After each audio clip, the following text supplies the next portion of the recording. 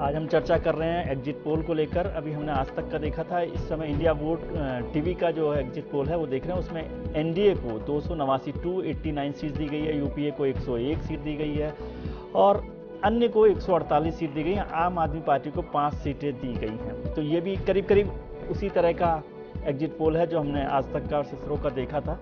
तो कुल मिलाकर उसमें वही भूमिका है। लेकिन यहाँ पर चर्चा करेंगे, राकेश जी, क्या गड़बड़ हुई है? चुनाव से पहले तक लग रहा था कि जो आम आदमी पार्टी है वो एक डिसाइसिव फैक्टर भी हो सकती है किसी को सरकार बनाने से रोकने के लिए या बनाने में मदद करने के लिए। आज आप डबल डिजिट पर भी नहीं हैं। जी नहीं, अगर ऐसे नतीजे आते हैं तो निश्चित तौर पर कहीं गलती रही है हमारी। और मेरे ख्याल से चाहे जिस तरीके से बनी हो, लेकिन जो हवा बनाई गई है एक मोदी जी के नाम से, उसका काफ़ी प्रभाव रहा है जनता के ऊपर। और हो सकता है कि जनता ने एक डिसिसिव वोट दिया है एक स्टेबल गवर्नमेंट के लिए, जो देने की हमारी संभावना नहीं थी। वास्तव में हम लोग इतने नंबर नहीं ला सकते कि हम सरकार बना पाए, तो इसलिए शायद जनता ने बीजेपी को वोट दिया है। और जब नतीजे आएंगे 16 तारीख को, तब हम बेहतर समझ। जैसा अभी एक दर्शक कह रहे थे कि बहुत सारे मुद्दे होते हैं जिन पर वोट दिया जाता है। आप जब फैसला करते हैं जुडिशरी में भी, तो बहुत सारे स्थितियों को देखते हैं। कुछ सबूत होते हैं, कुछ गवाह होते हैं, कुछ जो अभियोजन पक्ष है वो अपने मुकदमे को देता है। तो किस तरह से एक फैसला किया जा सकता है कि वो फैसला सही जगह पर पहुंच पाए, कम से कम मैक्सिमम एक्यूरेसी उस पर आ सके? ऐसा है कि ऐसी परिस्थितियां जब आती हैं, हर मुकदमे में आती हैं, तो दोनों पक्षों को अपना अपना जो उनका जो कहना है वो सुनने के बाद वो जो सही तथ्य है उनको निकालने की कोशिश करते हैं। क्योंकि दोनों पार्टियां कह दी है कि हम जो कह रहे हैं वो सही है। हाँ, तो जो फैक्ट्स सामने आते हैं, तो इसमें इंटेलिजेंस और एक्सपीरियंस काम आता है या कानून की किताब काम? नहीं, एक्सपीरियंस काम में आता है। कानून की किताब भी कुछ मुद्दों के लिए काम में आती है, लेकिन एक्सपीरियंस जो फैक्ट्स हैं वो तो एक्सपीरियंस पे ही चलते हैं। और कानूनी पोजीशन जब सोचने का आवश्यकता जब पड़ती है, हमेशा पड़ती है, उसमें कानूनी किताबें काम में आती हैं। कभी ऐसा भी होता है कि सबूत जो कह रहे हैं उससे उलट आपको दिखाई दे रहा होता है? क्योंकि बहुत बार ऐसा होता है कि कोर्ट में रखे जाते हैं सबूत, वो सबूत भी इस तरह से फैब्रिकेट किए जाते हैं। बिल्कुल ऐसा होता है। सबूत जो रखे जाते हैं, मैं इसको दूसरे तरीके से कहूँ, जितना इंटेलिजेंट वकील होता है वो इंटेलिजेंटली केस अपना वो कर देता है। बिल्कुल सही बात है। सबूत भी जो है मैनिपुलेट किए जाते हैं। आदमी अपना केस जीतने के लिए सब कुछ करने के लिए तैयार है, तो सबूत भी मैनिपुलेट करेगा और गवाह भी मैनिपुलेट करेगा और कागज़ भी मैनिपुलेट करेगा। तो कोर्ट का ये काम है कि उन मैनिपुलेशंस को गहराई से जांचे और उसमें से तथ्य निकाल के फिर उसके ऊपर फैसला सुनाए। महेंद्र जी, ये स्थिति क्या एग्जिट पोल में नहीं आती कि वहाँ पर भी तो मैनिपुलेट किया जा सकता है, वहाँ भी वोटर को मैनिपुलेट किया जा सकता है, वहाँ भी बड़ी भीड़ खड़ी की जा सकती है और जिंदाबाद के नारे लगाते रहें। आप 5000 लोगों को आगे बैठा दें और फिर जिंदाबाद करते रहें, तो पूरा एक माहौल बनता है और फिर आप सोच रहे हैं कि यही माहौल पूरे देश भर में है। अगर ऐसा सोच करके अगर कोई निर्णय पे पहुंचा गया है, तब तो निश्चित ऐसी रूप से गलत देखते हैं ना, कभी कभी ऐसा होता है। लेकिन देश काल और परिस्थिति को आदमी को समझना चाहिए, वहाँ पर लोगों के साइको को समझना चाहिए।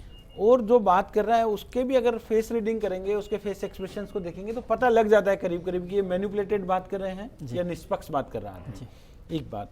दूसरा, एक तो हो गया पब्लिकली लोगों के बीच में बात करना, खुले में लोगों से बात करना, उनका सैंपल साइज करना। और एक पार्ट जो समझदार, जो इंटेलिजेंट लोग हैं, वो इसमें थोड़ा इंटेलिजेंस का भी काम में लेते हैं, अपना खुफिया तंत्र भी वो रखते हैं और उसके जरिए भी पैरेलल सिस्टम है, पैरेलल सिस्टम इंफॉर्मेशन के लिए और वो सूचनाओं को जुटाते हैं। उन दोनों को जब कंपाइल करते हैं, दोनों को एनालाइज जब हम लोग करते हैं, तो ठीक नतीजे पर पहुंचा जा सकता है। बीजेपी के लोगों से भी, कांग्रेस के लोगों से भी, उनके इंटरनली क्या चल रहा है और पब्लिक के चौपाल पर, गांव में या शहर के थड़ी पे, पान की दुकान पे, वहां क्या चल रहा है बूथ के अलावा, उन दोनों को अगर आप कंपाइल करके जोड़ करके कोई विश्लेषण करेंगे, तो निश्चित रूप से मैं समझता हूं कि सही रिजल्ट आ पाएगा। तो अग्रवाल जी, मतलब ये कहा जाए कि ये सिंपल मैथमेटिक्स नहीं है? नहीं, सिंपल मैथमेटिक्स नहीं है कि भाई आपने 1 लाख लोगों का वोट किया, उसको टोटल कर लिया और बता दिया। It's not like that. देखो क्या है, ये बात जो आप कह रहे हैं विजय जी, ये सब पुरानी बातें हैं। आजकल बहुत ज़्यादा टेक्नोलॉजी है आजकल, अपने नेट पे भी लेते हैं और सोशल मीडिया के माध्यम से भी सारे सूचना जुटाते हैं। और जो बात आपने कही ना भी 5,000 लोगों को एक साथ बैठा दिया और एक बार वो कहीं एक आध सीट पे हो जाएगा, पर इससे ज़्यादा ऐसा नहीं होगा कि पूरे देश भर का सर्वे करो और उसके अंदर सब जगह ये मैनिपुलेशन हो जाएगा। और अगर वो मैनिपुलेशन करती है एजेंसी तो उसकी फिर क्रेडिबिलिटी आगे क्या रहेगी इसका पता नहीं है। नहीं, एजेंसी नहीं कर रही, पॉलिटिकल पार्टी तो कर सकती है। नहीं, पॉलिटिकल पार्टी करेगी तो उसके अंदर उसका इंटेलिजेंस भी तो काम आएगा ना कि भी ये जो पार्टी जो एग्जिट पोल करवा रहा है या ओपिनियन पोल करा रहा है उसका भी तो इंटेलिजेंस काम आएगा ना कि भी कितने लोगों को बैठाया है, किसने बैठाया है, क्या किया है। ऐसा नहीं होता, हम भी बहुत बार गए हैं ऐसी जगह पर, लेकिन वहाँ सब जगह पर बराबर लोग रहते हैं, कांग्रेस के भी बैठाते हैं, अन्य पार्टियों के भी होते हैं, सामान्य लोग भी होते हैं। तो इसमें ऐसी कोई बात नहीं है कि भी बहुत ज्यादा मैनिपुलेशन हो। आपने तो बहुत बार बैठाए भी होंगे ना लोग, इसलिए पूछ रहा हूँ। नहीं, हमने ऐसा नहीं किया कभी भी। पार्टी के काम के लिए नहीं, जब कभी किसी ने बुलाया है तो गए हैं, बाकी ऐसा थोड़ी है कि 100 लोग हमने हमारे बैठा दिए और 50 लोग हमने बैठा दिया या 200 लोग बैठा दिया। देखिए विजय जी, मैं बीच में बोल रहा हूँ, आप पत्रकार हैं। पत्रकार का मतलब ये नहीं है कि जाकर के जो घटना हो गई उस घटना की वो रिपोर्टिंग कर दें। वहां पर वो अपनी आंख, नाक और कान, ये तीनों खुले रखने पड़ते हैं। आंख को खुले रखने से वो वहां पर कोई सबूत भी देख सकता है, नाक को खुला रखने से कभी कभी स्मेल भी कर सकता है, और कान भी खुले रखेगा तो सुनेगा। इसलिए अगर सब चीजों को, सारे अंगों को वो काम में लेगा। आप ट्रेंड देख सकते हैं, अखबार पढ़ते हैं उससे थोड़ा थोड़ा ट्रेंड लग जाता है। आप लीडर्स के भाषण जब सुनते हैं टीवी पर, एक्यूमुलेटिव लाइव टेलीकास्ट हो रहा है, तो जो स्पीच दे रहा है लीडर जी, उसके बॉडी लैंग्वेज से पता लग जाता है कि इनका रिजल्ट क्या आने वाला है। जैसे आज आप देख रहे हैं प्रधानमंत्री जी रिजल्ट आने से पहले विदाई देकर जा रहे हैं, तो देश के लोग समझते नहीं क्या? आप सोशल मीडिया देखते हैं, फेसबुक देखते हैं, व्हाट्सएप देखते हैं, तो उस पर जिस तरह का ट्रेंड आ रहा है मैसेजेस का, उस मैसेज को देखकर ही आप अंदाजा लगा लेते हैं कि लोगों के दिमाग में क्या चल रहा है। इसलिए आंख, नाक, कान, सारी चीजें आप खुला रख करके काम करेंगे, मैं समझता हूँ। कोई भी एग्जिट पोल करने वाली एजेंसी अगर अपने सारे अंगों को खुला रख करके ओपन माइंडेड होकर के काम करेगी और लोगों का मूड को, उनके फेस एक्सप्रेशंस को अगर वो रीड करने की कोशिश करेगी, तो निश्चित रूप से रिजल्ट अच्छा आएगा। और एग्जिट पोल करने वाले कभी भी ये क्लेम नहीं कर रहे हैं कि जो वो कह रहे हैं वही सही है। वो कह रहे हैं कि हम आपको तो मिजाज बता रहे हैं, वो तो फेस सेविंग है ना, मिजाज बता रहे हैं। वो तो फेस सेविंग हो। फेस सेविंग क्यों? आप पूरा रिजल्ट तो फिर 16 तारीख का क्यों इंतजार कर रहे हैं? जी फारिक साहब, इसमें एक इम्पॉर्टेंट बात यह है कि पॉलिटिकल पार्टीज को मैं समझता हूं कि वो एग्जिट पोल करने वाली जो एजेंसीज हैं, मीडिया है, उन सबसे बेहतर तरीके से पॉलिटिकल पार्टी समझती है कि उसका रिजल्ट क्या है। जी, ईमानदारी से, क्योंकि वो सबसे करीब से अपने वोटर्स के साथ, अपने कार्यकर्ताओं के साथ, अपने लीडर्स के साथ रहते हैं। लेकिन फिर भी वो सच को क्यों नहीं स्वीकार करते हमेशा?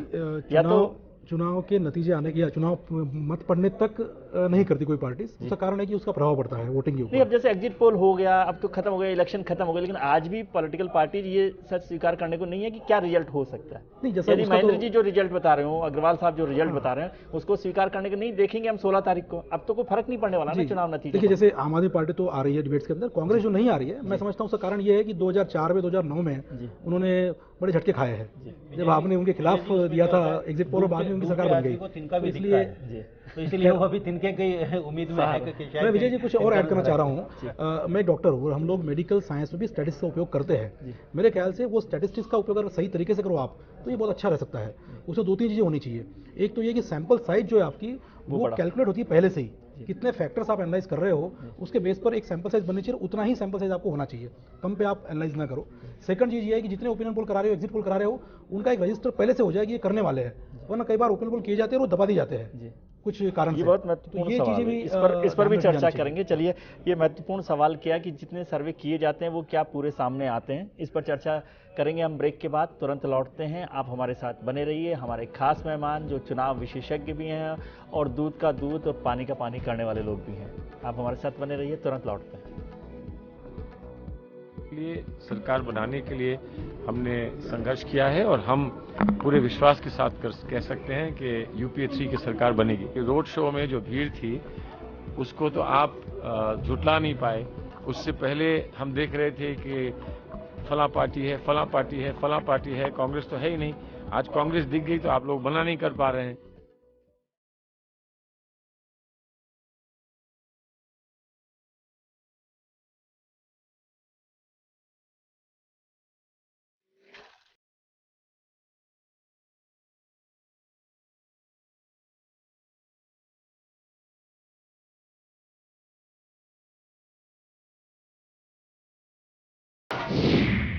हम चर्चा कर रहे हैं एग्जिट पोल की, और अब देखते हैं हम IBN 7 का जो है एक पोल है CSDS ने किया है, जिसमें NDA को 270 से 282 सीटें दी गई हैं, UPA को 92 से 102 तक 92 से 102 सीटें दी गई हैं, TMC जो पार्टी है उसको 25 से 31 सीटें अलग से दिखाई गई हैं, उसमें कि किस तरह से पश्चिम बंगाल में वो पार्टी जो है अपना जो कब्जा है वो बनाए हुए है, झंडा बरकरार किए हुए है।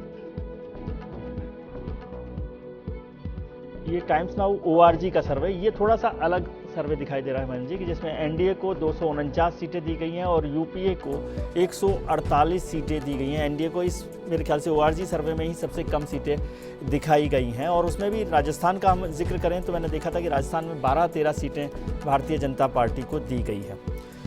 महेंद्र जी, आप ही से जानें कि एक सवाल तो बहुत महत्वपूर्ण था जो पारिक साहब ने किया, कि क्या ऐसा होता है कि कई बार सर्वे कराए जाते हैं और उन्हें दाब दिया जाता है, रोक दिया जाता है? करवाए जाते हैं, किसने करवाए सर्वे? अगर कोई पॉलिटिकल पार्टी करवा रही है, उसके फायदे में वो सर्वे है जी, तो निश्चित रूप से उसको रिलीज कराएगी। हाँ। और अगर उसके फायदे में नहीं तो नहीं रिलीज करवाएगी जी। रहा साल मीडिया का, मीडिया अपने लेवल पे ये जो मैं ये तो सब मीडिया और उनका मीडिया और एजेंसीज के एजेंसीज बीच के के सर्वे बीच हैं ये जी। सभी। इसमें मैं नहीं समझता कि कोई किसी को रोकेगा या नहीं रोकेगा। रोकने और नहीं रोकने का अब कोई फर्क भी पड़ने वाला नहीं है। क्या कभी ऐसा भी होता है कि मीडिया जो सर्वे करवा रहे हैं एजेंसी से, मीडिया हाउस, वो भी उस तरह के इंस्ट्रक्शंस देते हैं?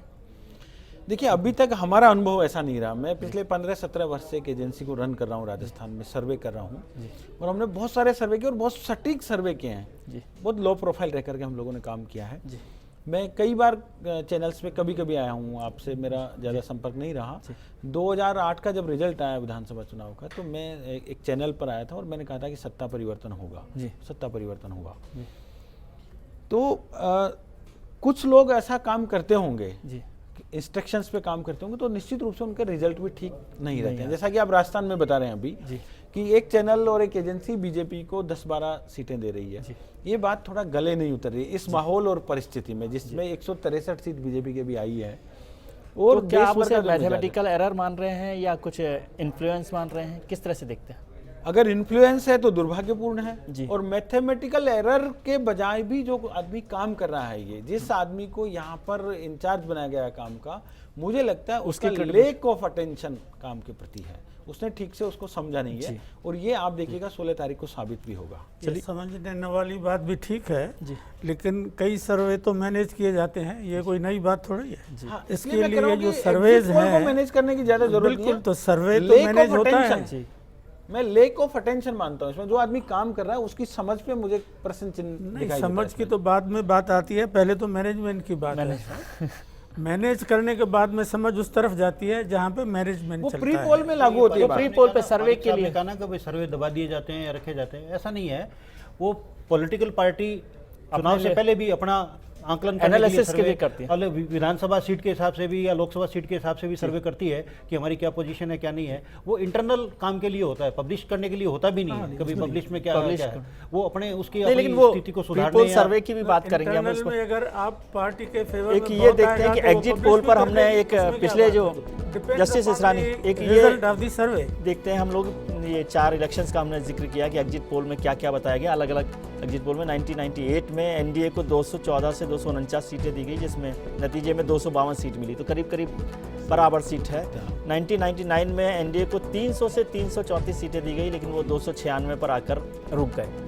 2004 में यूपीए को 140 से 164 सीटें दी गई थी, मतलब उनको बताया गया था कि वो सरकार नहीं बना रहे, लेकिन 222 सीटें उनको मिली थी।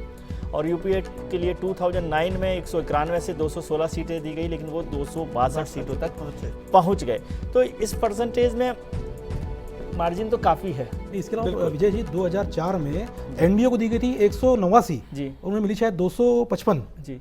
नहीं यूपीए उसमें प्रॉब्लम यही थी कि उस समय लग रहा था कि एनडीए का माहौल है, और मैं देख रहा था, मैंने बहुत इलेक्शन वो कवर किया है, तो सब जगह अडवाणी जी जाते थे, तो वो भाषणों में कहते थे कि इस बार तो हमारे विपक्षी पार्टियों को भी हमारी जीत पर कोई संदेह नहीं है, सर सवाल यह है कि कितनी सीटों से हम जीत रहे हैं। तो वो भी एक माहौल, हिंदुस्तान के जितने ज्योतिष थे वो भी यही कह रहे थे।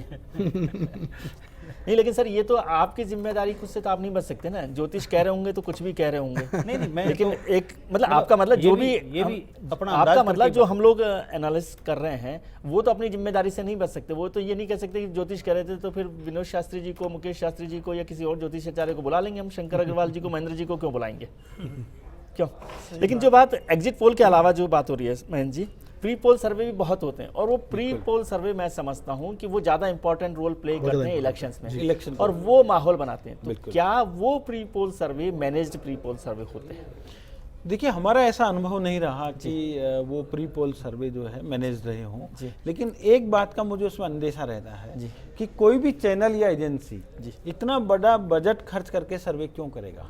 कोई भी चैनल भी क्यों करेगा, वो अपनी न्यूज़ की टीआरपी बढ़ाने के लिए तो करेगा, लेकिन कहीं न कहीं कुछ चैनल्स का भी उसमें मैं समझता हूँ कि अलायंस हो। लेकिन जो स्टिंग ऑपरेशन हुआ उस पर आप शक कर रहे हैं? देखिए स्टिंग ऑपरेशन वाला जो मामला है वो तो, और उसमें बहुत सारी एजेंसीज को लिया गया, एक दो लोगों को ऑलरेडी वो तो मैनिपुलेटेड था। किस तरह से? जिस पार्टी के पक्ष में वो लोग काम कर रहे थे जी, आप उनका पिछला भी ट्रैक देखेंगे जी, तो उनका झुकाव रहा है उस पार्टी की तरफ। उनके जितने भी एग्जिट पोल और सर्वे है, आप पहले पुराना ट्रैक भी उठा करके देख लीजिए। नहीं ये एक ही नहीं सर, 11 उसमें और एजेंसियां भी बटी, बहुत सारी एजेंसी, 11 एजेंसीज थी करीबन। लेकिन आप ज्यादातर एजेंसीज भी देखिए बटी हुई है। कांग्रेस के लिए काम करने वाली अलग एजेंसीज हैं, बीजेपी के लिए काम तो करने फिर वाली इसको अलग फिर इसको मैं पार्शियल, फिर तो आप ही बात कर रहे हैं कि बहुत सारी एजेंसी पार्शियली, इसमें दो ये तो पार्शियल हो गया ना अपने आप। ओपिनियन पोल यदि इलेक्शन कमीशन नहीं रोकता है तो ओपिनियन पोल्स के अंदर ये सब चीजें काम आती है, काम आती है। और एग्जिट पोल में तो उनको अपनी इज्जत बचाने के लिए सब चीज ठीक ठीक करनी पड़ती है। हाँ, लेकिन वो तो एग्जिट पोल से पहले ही हो जाता ना सारा खेल तो। और जैसे महेंद्र जी खुद ही कह रहे हैं कि एजेंसी बटी हुई है बीजेपी और सर्वे कांग्रेस करने वाली की, एजेंसी, तो वो तो ज्यादातर कॉन्फिडेंशियल रहता है। वो उसको किस तरह से लीक करते हैं, क्या मैनेज तो लीक करके ही होता है ना। ये एग्जिट है। पोल भी पिछले 9 फेज में हम देखें कि वो लीक हो ही गए। अब तक आते आते वो 5 फेज तक आते आते पूरे माहौल में सिमर कर गए कि क्या माहौल बनना चाहिए, और उससे मुझे लगता है कि माहौल बनाने में मदद मिली। ऐसा मुझे लगता है। कौन जीतेगा? सर ये ओपिनियन पोल्स होते हैं, with all due regards to every party, opinion polls तो मैनेज ही करने की कोशिश की जाती है, तो ओपिनियन कैसे बनेगा वरना? अगर ओपिनियन पोल में भी हम नहीं कर पाए तो आगे क्या करेंगे? दो बातें इसमें हैं कि एक तो जो प्रोफेशनली पॉलिटिकल पार्टीज या उनके लिए काम करती है वो अलग एजेंसीज हैं जी। कुछ एजेंसीज ऐसी हैं जो मीडिया के साथ काम करती हैं और उनका प्रोफेशनली व्यवसाय है। ये दोनों लोग अलग अलग हैं, दोनों अलग अलग लोग हैं। कोई एजेंसी दोनों काम करते हैं? दोनों पे आप क्या ऐसा नहीं है कि कुछ एजेंसी दोनों को लिए काम करती हैं? अगर जो दोनों के लिए काम करती है तो तभी तो वो, और अब तो कुछ एजेंसी ऐसी हो गई हैं जो एग्जिट पोल कर रही हैं और पार्टी के साथ जुड़ी हुई हैं। हाँ, तभी तो स्टिंग ऑपरेशन हुआ ना उनका। कुछ तो एक आदमी 3 एजेंसी चलाता है, अभी भी वो बोलता है मैं इसमें मैनेज और अभी करूंगा, मैंने इसमें देखा करूंगा। कि कुछ लोगों ने मुझे बताया दिल्ली में कि जो एजेंसीज पे स्टिंग ऑपरेशन हुआ, जिन्हें बंद कर दिया गया, उन्होंने नए नाम से उन्हीं लोगों ने दोबारा खोल दिया है। तो दुनिया में कई सभी लोग अपने अपने नए नए ठप्पे लगा करके व्यापार करने वाले लोग भी इस तरह का काम करते हैं। लेकिन मेरा ये कहना है कि सभी एजेंसी इस तरह की नहीं है, और मीडिया में भी सभी लोग इस तरह बहुत सारे लोगों को मैं देख रहा हूँ जो एजेंसी चला रहे हैं वो पार्टी की नेशनल एग्जीक्यूटिव में वो तो शामिल भी हो गए, कई लोग पार्टियों में भी चले गए, जैसे फिर कैसे हम भरोसा करें? वो चले गए, नरसिंह जीएलबी नरसिंह राव जीवीएल जो थे वो चले गए। ये लेकिन जब तक वो सर्वे कर रहे थे, आप उनके सर्वे उठाकर देखिए, बिल्कुल डिनाई नहीं किया जा सकता कि जितनी भी एजेंसीज, सर्वे एजेंसीज हैं, इसमें भी कुछ बिजनेसमैन लोग घुस गए हैं और बिजनेस के रूप में इसको काम लेते हैं। पर जो लोग विश्वास करते हैं, जो देश की जनता विश्वास करती है, उसका पिछला ट्रैक रिकॉर्ड देख करके विश्वास करती है, और उसके आधार पर देश की जनता को ये तय करना पड़ेगा कि कौन सा। आज न्यूज़पेपर निकलते हैं, 10 न्यूज़पेपर निकलते हैं, 10 अलग अलग खबरें देते हैं, तो उसमें से भी 1-2 न्यूज़पेपर्स की क्रेडिबिलिटी ऐसी रहती है कि भाई ये लोग जो बता रहे हैं वो बिल्कुल ठीक बता रहे हैं। इसी तरह से चैनल की बात आती है, आपके चैनल के अंदर दुनिया भर की न्यूज़ आती है तो सब कहते हैं इस चैनल ने अगर दिया है तो वो बिल्कुल परफेक्ट है, वो गलत नहीं होगा। तो जनता इस तरह से तय करेगी। पारिक साहब, क्या आपका कहना? आखिरी बात आपसे पूछ रहा हूँ, फिर मैं जस्टिस साहब के पास आऊंगा। मतलब मैं ये सवाल सीधा पूछ रहा हूँ कि आम आदमी पार्टी के अलावा भी कुछ और लोग विश्वसनीय हैं अभी समाज में? ऐसा निश्चित तौर पर है, मैं ऐसा नहीं कर रहा हूँ। मैं खाली इतना कह रहा हूँ कि लोगों की विश्वसनीयता बनी रहे ओपिनियन पोल्स पर, इसके लिए जरूरी है 2-3 चीजें की जाए। एक तो पारदर्शिता रहे, किसने सर्वे किया है, वो सर्वे के रिजल्ट क्या रहे, मेथोडोलॉजी क्या रही है, सैंपल साइज क्या रही है, कम से कम बताते हैं जनरली। नहीं, आप उसको डिस्कशन होता ही है उसमें। देखिए कई सारे फैक्टर्स हैं। सैंपलिंग कैसे की आपने, क्या वो सैंपलिंग रैंडम थी, स्ट्रैटिफाइड थी, किस तरीके से की, कहाँ कवर किया आपने, कितनी सैंपल साइज थी, वो सारी चीजें अगर आपको नहीं लगता है एजेंसी को अपनी क्रेडिबिलिटी की ज्यादा चिंता होती है? देखिए एजेंसी को लॉन्ग टर्म प्रोसेस। अगर हम अभी चर्चा करें ना तो ये 10 एजेंसी जो है इनके नाम गिनना मुश्किल हो जाएगा। ये कहना बड़ा आसान है कि इनकी क्रेडिबिलिटी, लेकिन हम जानते कितने एजेंसीज को है। एक आम आदमी कोई एजेंसी का नाम नहीं जानता, वो केवल जानता है कि भाई विजय जी ने दिखाया था कि ये सर्वे आया था, वो एजेंसी का नाम लेकिन नहीं जब जानता। 4 एजेंसी एक जैसा ही करीब करीब नतीजा बता रही हूँ तब क्या कहेंगे आप? नहीं, मैं इस सर्वे पर सवाल नहीं उठा रहा सर्वे हूँ। नहीं, मतलब फिर वो एजेंसी किसी तरह से तो काम कर रही इस एग्जिट पोल के रिजल्ट्स पर मैं सवाल नहीं उठा रहा हूँ, मैं केवल इतना कह रहा हूँ कि जो हमने देखा है अब तक स्टिंग ऑपरेशन के जरिए, उससे इसकी विश्वसनीयता पर निश्चित तौर पर सवाल उठे हैं। और इसका तरीका ये है कि ये पारदर्शी होने चाहिए और साफ दिखाया जाना चाहिए, सैंपल साइज, मेथोडोलॉजी और ट्रांसपेरेंसी ज्यादा होनी चाहिए। जस्टिस रानी, फाइनल वर्ड, फाइनल जजमेंट क्या है आपका? आपने सारी बहस सुन ली, क्या आपको लग रहा है कि जो सबूत रखे गए हैं और बयान दिए गए हैं और जिस तरह की जिरह की गई है उससे आपको लगता है कि एग्जिट पोल को जारी रखना चाहिए और ट्रांसपेरेंट ज़्यादा बनाना चाहिए? मैं तो ये समझता हूँ कि एग्जिट पोल को जारी रखना ज़रूरी है, क्योंकि एग्जिट पोल से ही तो पता चलेगा कि ट्रेंड क्या थी जी, वो कितना विश्वास उस पर विश्वास किया जाए वो अलग बात है, लेकिन by and large exit poll विश्वास के काबिल होता है। उसमें 10-20% छोड़ दीजिए, तो एग्जिट पोल बहुत काम की चीज़ है जिसको बनाए रखना चाहिए। ओपिनियन पोल अलग बात है। ओपिनियन पोल रखने चाहिए। ओपिनियन पोल तो अलग बात है, ओपिनियन पोल तो कोई रोक नहीं सकता। शुरू में ओपिनियन पोल तो कराते रहते हैं पार्टीज अपने इलेक्शन प्रोसेस से पहले तो करा ही सकते हैं, करा ही सकते हैं और कराते ही हैं, अपने अपने पार्टी अपने माहौल बनाने के लिए कराती हैं, तो वो मैनेज भी हो सकते हैं। तो ये दोनों चीज़ें वो चलती रहेंगी, इनको रोकना पॉसिबल नहीं है। बहुत बहुत धन्यवाद आप सभी लोगों का कि आपने मेरा ज्ञानवर्धन किया और इस पर चर्चा की। हम बिग फाइट में कल फिर हाजिर होंगे नए मुद्दे और नए मेहमानों के साथ। तब तक के लिए खुश रहिए। एग्जिट पोल कुछ भी हो, जीत हमेशा वोटर की होगी। आपको बहुत बहुत शुभकामनाएं। चलते हैं, कल फिर हाजिर होंगे नए मुद्दे नए मेहमानों के साथ। देखते हैं एक खूबसूरत गीत चलते चलते। मुस्कुराने की वजह तुम हो, गुनगुनाने की वजह तुम हो, जिया जाए ना जाए ना जाए ना और पिया रे, और लम्हे तू कहीं मत जा, हो सके तो उम्र भर थम जा, जिया जाए ना जाए ना जाए ना और पिया रे।